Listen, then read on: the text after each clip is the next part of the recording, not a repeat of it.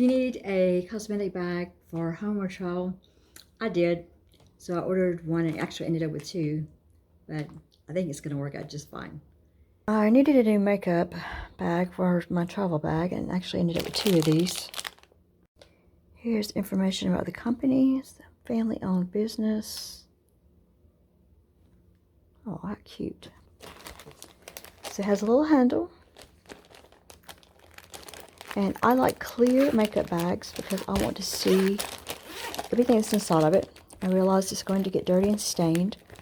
But the one I have now is actually a cosmetic bag that came with some very expensive facial products that I used to use, and the zipper has stopped working. I don't want one that's really, really too big.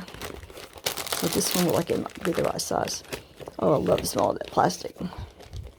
Reminds me of dolls I had when I was a little kid. So the zipper seems to work fine. The zippers go either way. Has long zipper pulls.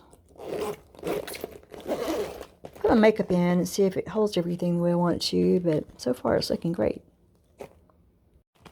This is the bag I've been using for years. I actually hate giving it up, but you can see it's time. It served its purpose.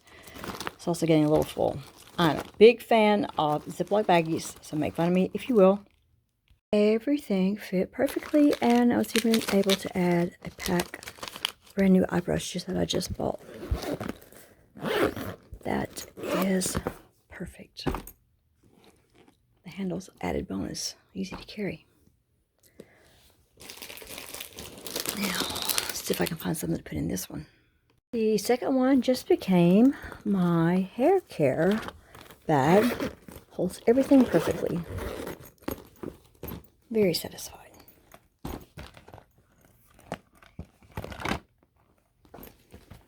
Perfect size for what I need.